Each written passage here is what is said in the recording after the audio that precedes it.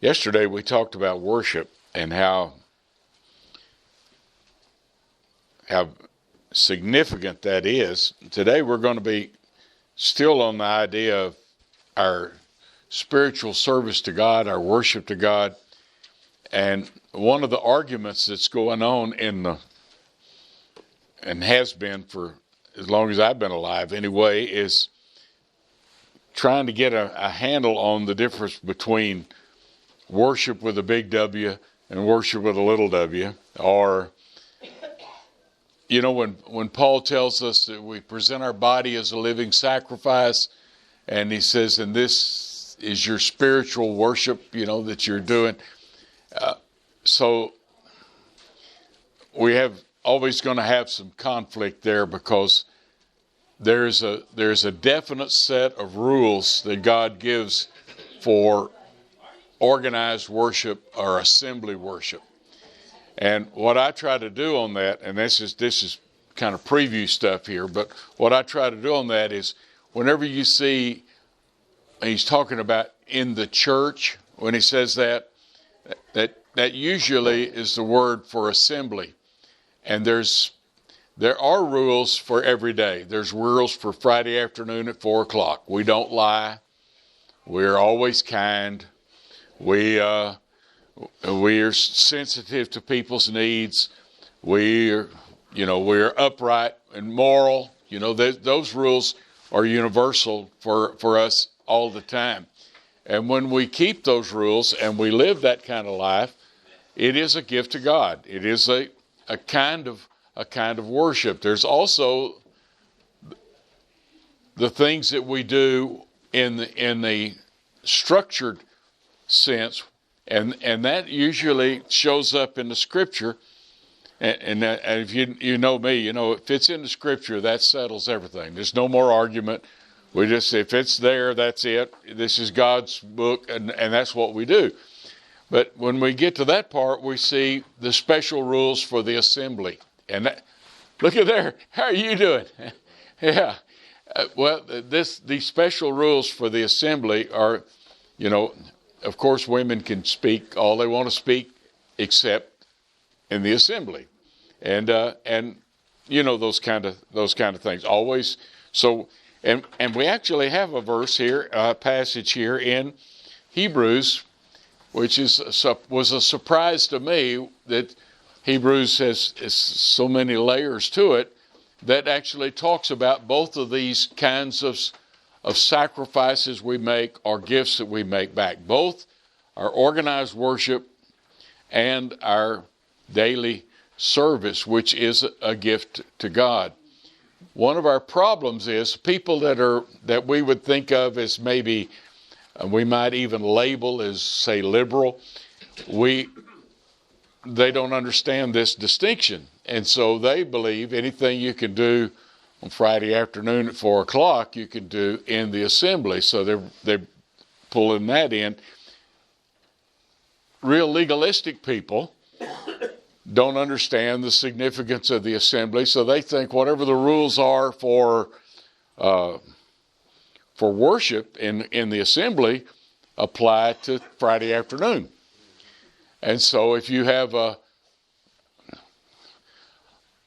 I'm walking out on thin ice here, but if you have a 11-year-old boy that's baptized and he comes to your wife's vacation Bible school class, these guys would say, a man, you can't teach him. We need to understand and think how many arguments and how many divisions we've had in our brotherhood because we can't rightly discern the difference there. Now that's not what this class is about, but I wanted you to know that, because that little boy is not going to be able to go to a business meeting at the church. You know that. And when his mother tells him to go to bed, he has to go to bed. When his grandmother tells him to go to bed, he has to go to bed. When the lady next door tells him to get in the house, he has to do it. He's not a man. When Jesus was 12, it says he submitted to his mother and father. When he was 30, he told his mother, this isn't any of your business. Just saying, that's the thing. But now let's go to our lesson here. The lesson is what we're talking about. This is one of those strange verses. When we read it, we say, what? And we're going to read it, and then we'll talk about it. It's in Hebrews chapter 13, beginning with verse 10. He said, we have an altar from which those who serve in the tent have no right to eat. For the bodies of those animals whose blood is brought into the sanctuary by the high priest as a sacrifice for sin are burned outside of the camp. So Jesus also suffered outside the gate in order to sanctify the people through his own blood. Therefore, let us go forth to him outside of the camp, bearing abuse for him. For here we have no lasting city, but we seek the city which is to come. Through him, then, let us continually offer up a sacrifice of praise to God, that is, the fruit of lips that acknowledge his name. Verse 16, do not neglect to do good and to share what you have, for such sacrifices are pleasing to God. Now, when we study the book of Hebrews, we know it's the book about Jesus, and the book about superiority of Jesus. And he not only talks about angels and Moses and all of that, he really, the writer, the Holy Spirit really zeroes in on this Old Testament ritual worship that went on in the temple and the tabernacle.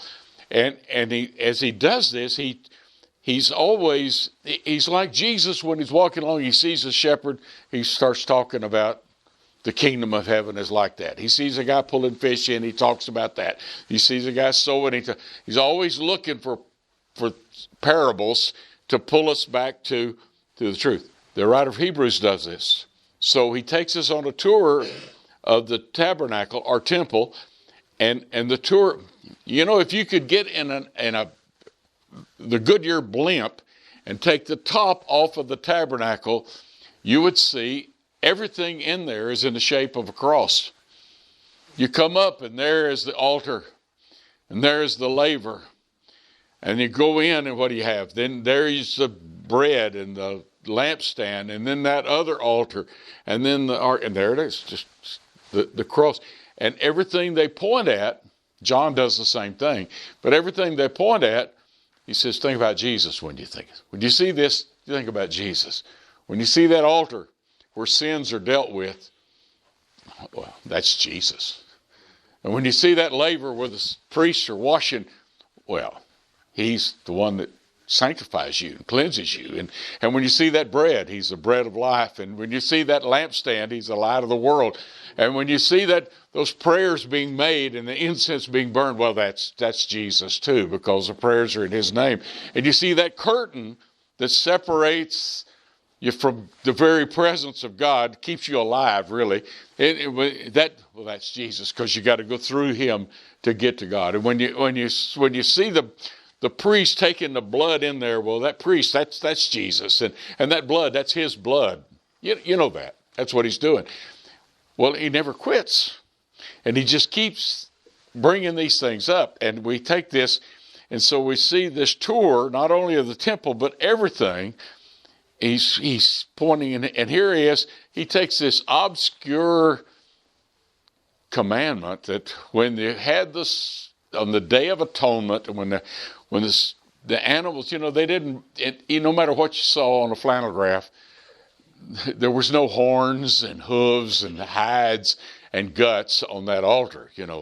That was taken out of the camp, and there was another fire going on out there. So we have two fires, verse 10, and two altars. One of them doesn't make you think of an altar. It kind of reminds you of the dump, It was I like to imagine things. I like to imagine the big days are coming, and lots of times there were a lot more priests than there were jobs, and they had to rotate and everything. So think the big day's coming, the Day of Atonement. All of the people are going to be there. It's a wonderful, amazing, wonderful thing. And the priests from all over the country are coming in. Of course, you're going. I mean, you're going, but as they're talking, are you in service this week? Yes. Where? I'll be at the altar. Oh, wonderful. His wife made him a new robe. His children are proud of him. He's excited. If priests are allowed to be jealous, some of the priests are jealous. What a primo job you have. You're going to be right there where it's happening. Maybe the next guy that's walking along with you, you say, how about you? Yes, I'm in service. What's your job? I got the gut pile. I don't think they said it that way. Oh, I'm sorry. Well, that's important too. You're going to have the cart with the hooves and the hides and the guts and the horns and you're going to go way out where nobody can smell it. And you're going to burn that stuff.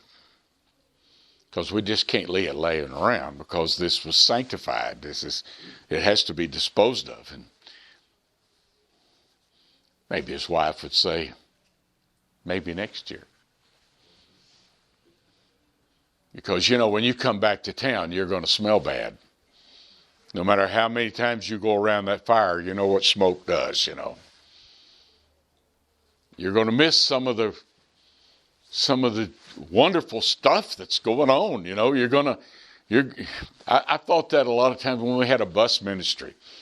Our best people in church missed most of everything that we did because they started before and they finished up afterwards, and they didn't get to have the fellowship and all of that. But they did have lots of snotty noses and lots of little gut piles, that they had there. He said there's two fires. They're both ordained by God. There's two ceremonies and rituals, and both even tells you what to do and how to do it. But one of them is a lot of fun because it's exciting.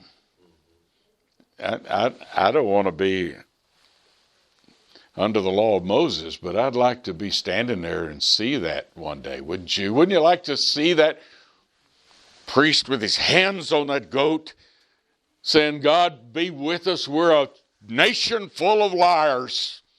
We lie and we steal and we're abusive and we're full of lust, and he confesses all of those sins, and one goat is being sacrificed and the other's being sent out into the wilderness. Wouldn't you like to see that? Wouldn't you like to?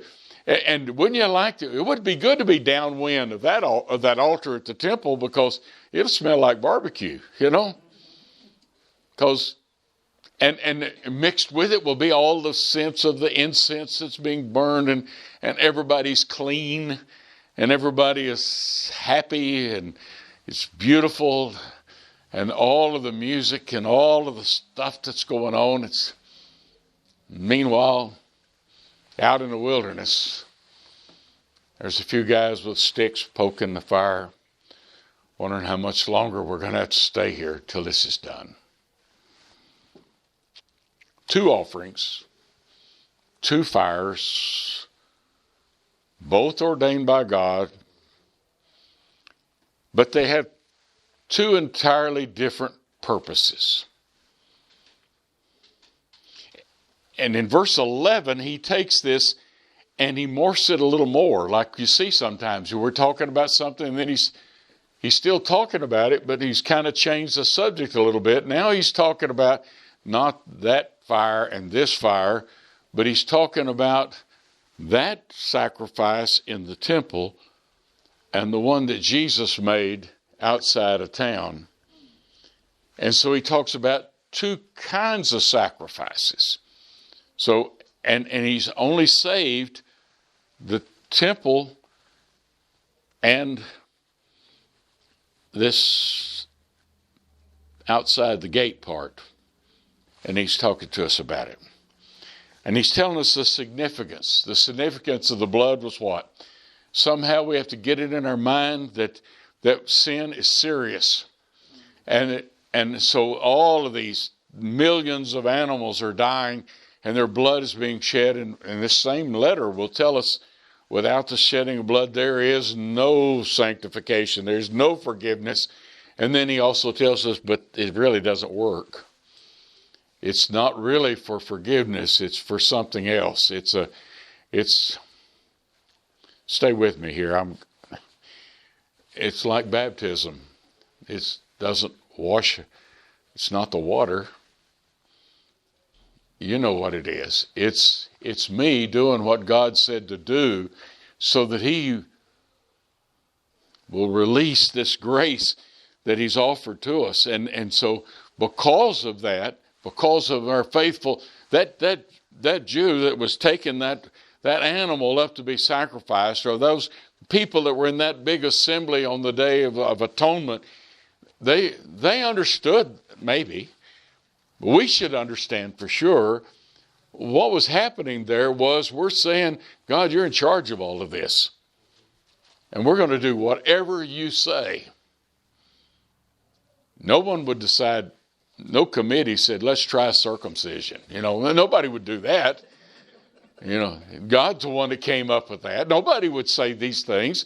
We would have never thought of these. And we see, so he says, those animals' blood and everything, but then he will also remind us that there is this. Look, we're in verse 11 now. He says, for the bodies of those animals whose blood is brought into the sanctuary by the high priest as a sacrifice for sin. It's burned outside of the camp. Then he morphs to the idea of Jesus. And he says, Jesus also suffered outside the gate in order to sanctify his people through his own blood. So we have two fires, two entirely different situations going on, but they're similar in some ways. And he's reminding us that what the writer of Hebrews has already told us, that the blood of bulls and goats is not enough. It won't do it. Our own blood isn't enough. All of our blood is not enough. That's how significant this is and how big grace is. And this thing, but Jesus' blood is. That's the thing that he's telling us here. So we have this idea. And what happens to us sometimes, we like, we're going to do another morph here, but we like the temple. We like it. We love it.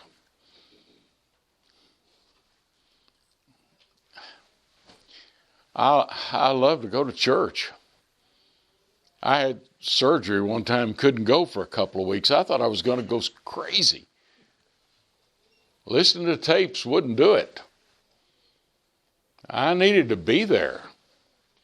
I needed to you know what I'm talking about. Look at you. Here you are, Friday, and you're here. This is, you know what I'm talking about. And we love that, don't we? We love it. But we can't, even though it's wonderful, we should never forget this other thing that he's talking about. And we have the same kind of documentation for it. They have different purposes as the what was going on in the wilderness. When the guy says, well, that's important too. Of course it's important. God said it. And so that it was significant. But sometimes we forget that. And sometimes preachers promote that. We have the stained glass voice, We're official. And we even call some other people laymen and things like that, because it's as if this is not important.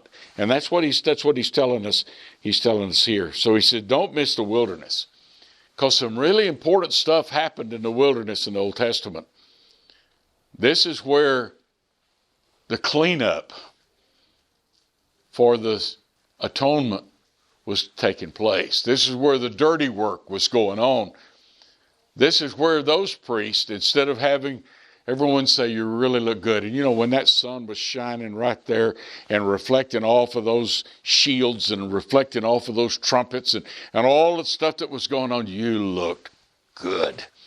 And I never saw anybody do it better. You were able to do your work, and you didn't get a speck of blood on you. It was amazing what you did. You know what they say. We don't say those very words. And no one's ever said, and you get through that whole sermon and not one drop of blood got on you. Nobody says that. But, we like that, and it's beautiful and everything. But the heavy lifting, he's saying, is going to have to go on somewhere else. And so we don't think about the scapegoat. We don't think about all of that, but we should. It's all part of that story. So he's telling us here. So he gives us, and he compares these two places, these two fires, these two sacrifices, but he not only compares them, he also connects them. And that's what he's going to do when he pulls the sacrifice in. He connects it. It's not that what Jesus did on the cross was like what they did in the temple grounds and out in the field. It's that was like what Jesus did. But there is a connection there, and he's going to take it another step before we get through. But let's finish this one. He says, because they're connected, we shouldn't be uneasy about the difference between worship, I'm using that with the big W, and service, the cleanup part that we do, the everyday part that we do, because God connects them. The truth is, you can't have the life you ought to have if your worship is wrong. You'll never have the marriage you ought to have. You'll never have the conduct you ought to have. Bad worship produces bad actions. If we go around saying it doesn't matter what God says, if we go around thinking this is about us and we figure this out, if we dare ever say we've thought about this and we've decided and that we're going to do something different from what God says, it's going to affect our actions. Eventually, preachers, people are going to believe you when you say that God does what he said doesn't matter. And eventually they're going to believe that, and they're going to move it over on the other stuff. Why is it we don't steal? Besides the fact you might go to jail. Why is it you don't steal? It's because God doesn't want that to happen. He calls on us not to be that kind of person. Okay, I'm getting off track here. When you're old, you do this. That's all right. All right. So then he says, but he connects them together. The Old Testament prophets did it all the time. They would say, close the temple. Your conduct is unbecoming of your worship.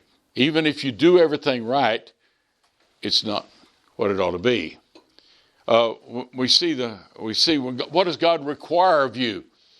And he doesn't say, priest, stand here and do this and that. He says, you love, you honor, you're just, so there's a connection. Even Jesus would do that when he says, you leave your gift at the altar. If you have an alt with your brother, that's going to mess up, because just like bad worship affects your life, a bad life will affect your worship. The worst thing that a preacher can do is not commit adultery. I'm way off here, so stay with me. The worst thing is to be the hypocrite and continues as if there's nothing that happened here. Because your bad conduct ruins your worship. Because the first thing in worship is what? I'm poor in spirit, I'm a wretch, and I need what God has given. What's the second thing you're going to have? Jesus said, I'm sorry about that. I'm mourn over this. And then we see we're moving towards God and towards the kingdom. So our conduct or our service or our vacation Bible school or our food pantry or all of that is connected to our worship, and our worship is connected to our life. And so they're not just compared here. They are different. It's not the same. But they are part of... Are you with me? All right. Okay. Jesus sanctified these people, he's going to tell us, with his blood. This means that he's going to have to go out there in the wilderness where the smoke doesn't smell good. This is where grace is actually having its effect. I'm not saying it can't happen in worship. There were people repenting there before the altar, and those things, their sins were being put out of God's sight, and they were able to leave there in fellowship with God. That's what worship is all about. But we see he's telling us this thing, and the wonderful thing about what he's doing here in Hebrews is remember John 1, he said Jesus is the light of the world, and the light comes into the darkness, and the darkness cannot extinguish it. But he had to do that by coming here. He had to do that by coming into darkness. He had to do that by coming in outside of the camp wherever all of this is going on. And it was noticed because there's a connection. They know this guy is from God. The woman that was caught in the act of adultery, and he said, so I don't condemn you. Do you think she took that as a small thing that he said? Don't sin anymore. I don't know. I see this as a moral person from then on, don't you? I hope, don't you? Well, that's what he said. He said, so, the next thing he's going to tell us here is that we must go where he went. We must do what he did if we're going to be his people. Because if we go where he went, outside of the camp, in other words, we can't do it sitting in the church all the time. You got to be there. You don't want to forsake the assembly because you can't live without it. You don't want to forsake the assembly because what did we say yesterday? That's where the blood is. That's where Jesus is. That's where God is. You're going to have to be there. But you can't get everything you need there, because what you need, we're called the body of Christ. That's not just an assembly. It means that we do what he did. So if we go where he went and do what he did, we get what he offers us. We become one with him. We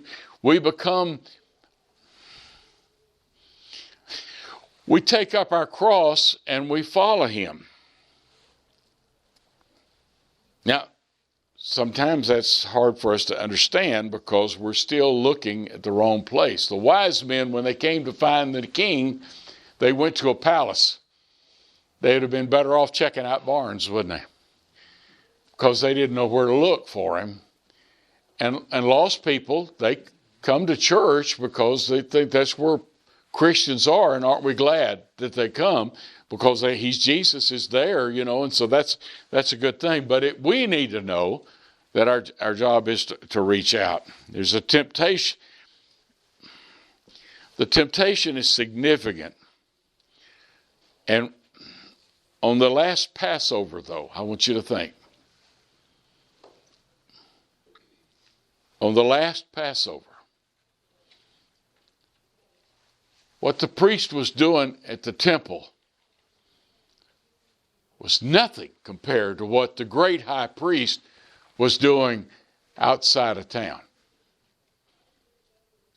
Where the great high priest, Jesus, takes his own blood and goes to a stinking place. Don't you know it smelled horrible there? Have you ever been where they butcher things it's awful. When I was a little boy, I liked to go to the dump because you could find stuff there. I don't like to go to the dump. It stinks there. It's awful there. Patsy and I were in New Orleans one time, and we walked down Bourbon Street. I said, we need 10 righteous souls to be here with us, I couldn't wait to get off of that street. I mean, it even seemed sticky to me, just everything, but he says this is what he's doing out there in that place where people are dying and where people are cursing and where people are robbing a man that they're murdering and where people are blaspheming God and all of that. And he is doing what? The greatest thing that's ever happened. He takes his own blood and gives it. You can't take it away from him. Gives it so that we could be sanctified.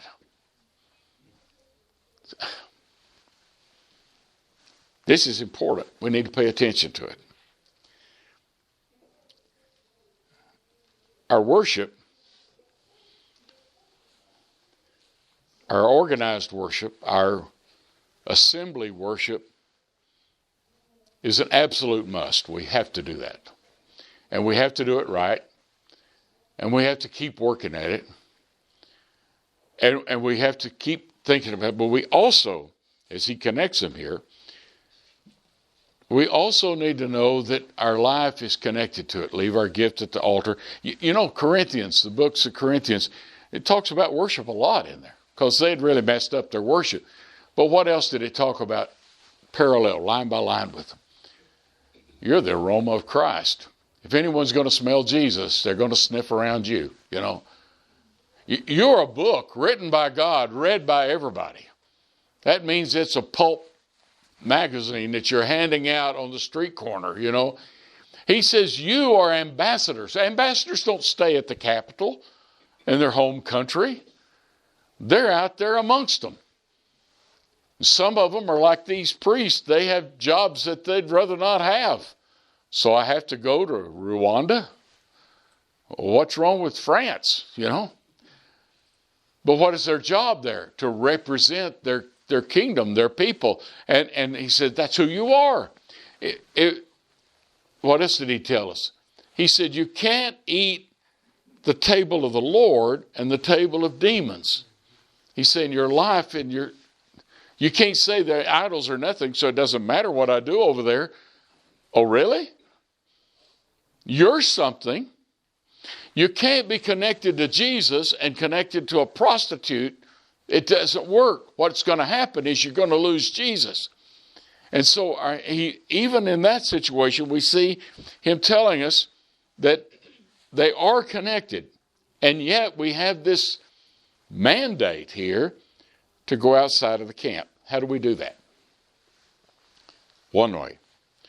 We stop looking to the world for directions on how to find Jesus. Because they don't know.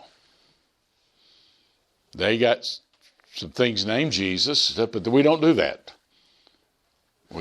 We stop looking there. And the second thing is we quit.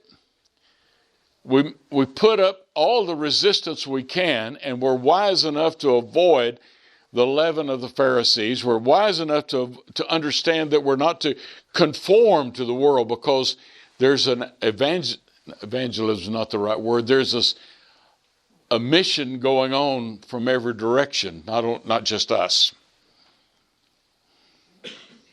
In the first century, the power of the day, the picture of the culture was the Roman Empire. Did you ever see the movie Gladiator? Yeah. What? There were no Christians in that movie, you might have noticed.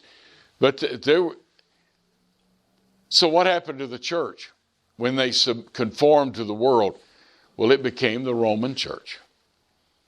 That looked a lot like the Roman Empire. Organized the same way. Well, in our day, we don't have the Roman Empire, but we do have corporate America. We do have boardrooms. We do have sales teams. We do have chief executive officers. We do have all of that.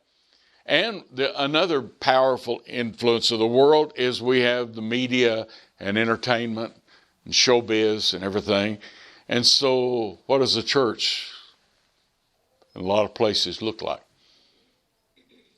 It looks like General Motors. Or it looks like Walmart. Or it looks like Hollywood. We quit looking. We need to understand Jesus said, my kingdom is not of this world. In chapter 17 of John, he says, I'm not praying that you take them out of the world. That's coming. Well, I'm not saying that. I'm saying you need to stay with them and protect them because of all of this that's going on. So it's heady work. And maybe it would be easier to be a priest in the temple than it would be the priest out there in the wilderness to keep your mind. You know, surely there were some guys that went out there and they prayed the whole time. And they talked about sanctification. And they talked about what God has done. And surely there was some that did that. And that would be the priest you'd like to have, wouldn't it? Maybe not the ones that let the money changers in. Maybe not the ones that were more concerned about how long their phylacteries were and all of that kind of stuff. Maybe that would be the ones you know.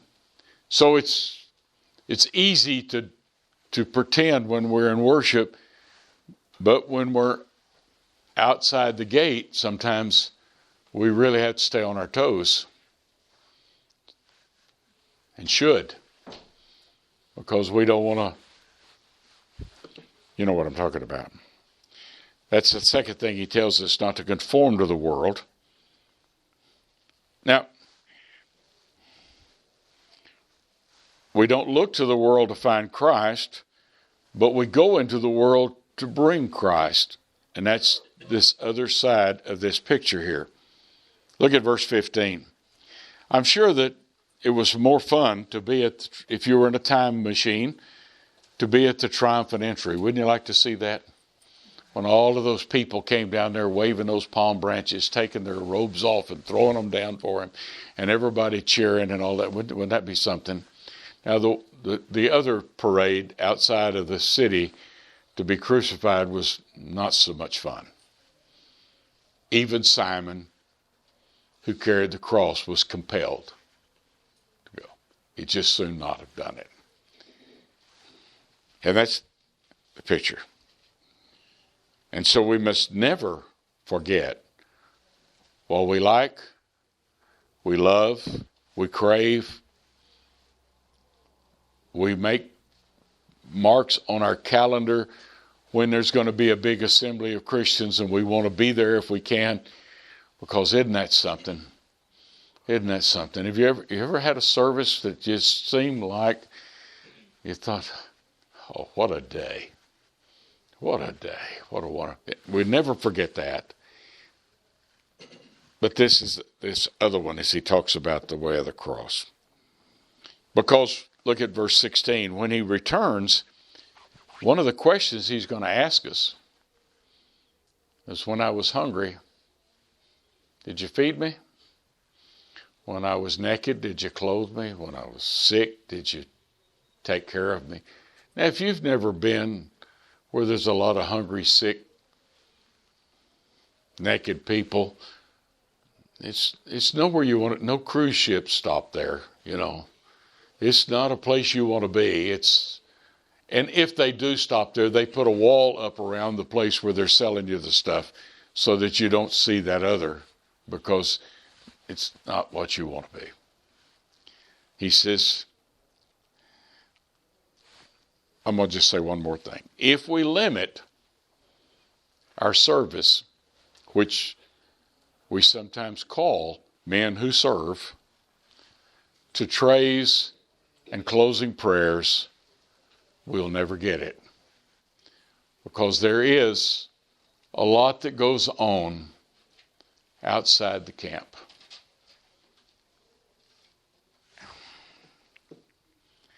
If we limit it to where we're just professional singers and prayers and preachers,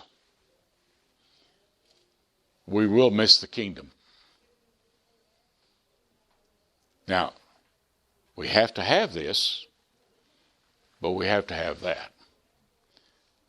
So I want you to think about, maybe not what I said, but think about these verses and make your own, where you compare and connect these two sides of the coin of a Christian. And if we get it right, we someday hear, well done, good and faithful servant. Anybody can be faithful on Tuesday night of a really good gospel meeting. Any kid can be faithful on Thursday night at camp. But if we can take him with us outside the camp and be ready always to give an answer and do all of this, there's as many instructions about that as there is about worship, then we've become, the Bible calls it perfect, but it doesn't mean without sin. It means whole, finished, or mature. And we're real short on that.